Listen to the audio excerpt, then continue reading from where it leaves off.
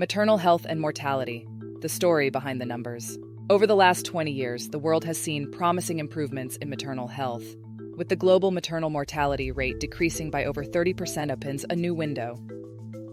However, these gains have not been universally sustained, with maternal deaths rising over time in the United States opens a new window and spiking 40% between 2020 and 2021 due to the COVID-19 pandemic opens a new window. Additionally, the remaining burden of maternal mortality is not equally distributed, with 95% of maternal deaths occurring in low and lower middle income countries opens a new window. Within this context of unequal progress, driven by global and national inequities in access to and quality of care, it's time to return to proven strategies for saving birthing people's lives, which will in turn positively contribute to our society, economy, and families. We know what drives maternal mortality, and we know how to address it.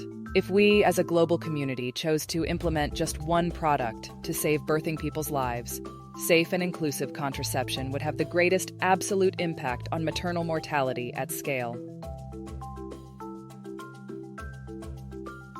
Unintended pregnancies would drop by 68%. Unsafe abortions would drop by 72%. Maternal deaths would drop by 62%.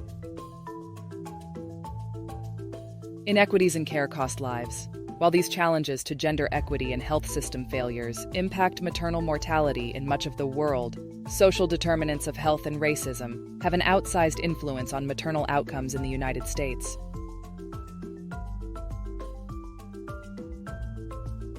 As an outlier in maternal mortality within high-income countries, racial disparities in maternal health in the U.S. have been documented for decades. Infant health follows a similar pattern. Infants born to Black, Hawaiian, Native Hawaiian, and other Pacific Islander (NHOP) people have higher mortality rates than those born to white birthing people. The National Bureau of Economic Research found that in the United States, the richest Black birthing people and their babies are twice as likely to die versus the richest white birthing people and their babies.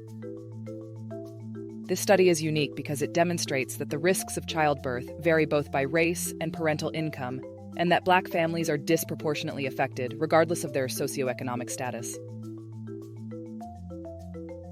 This significant gap demonstrates the effects of structural and systemic racial bias and discrimination in the U.S. for birthing people of color. We have the knowledge, it's time to act.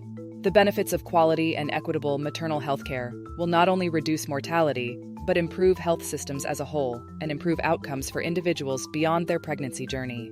1. Prioritize the perspectives of those closest to the issues and address the social determinants of health.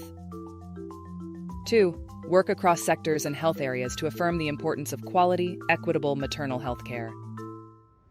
3. Tackle health system challenges around financing, workforce, access, and innovation with the lens of equity.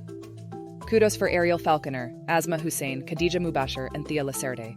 Thank you for joining me today. Let's keep this conversation going. Share this video, leave a comment below with your thoughts, and let's work together to ensure a healthier future for mothers everywhere.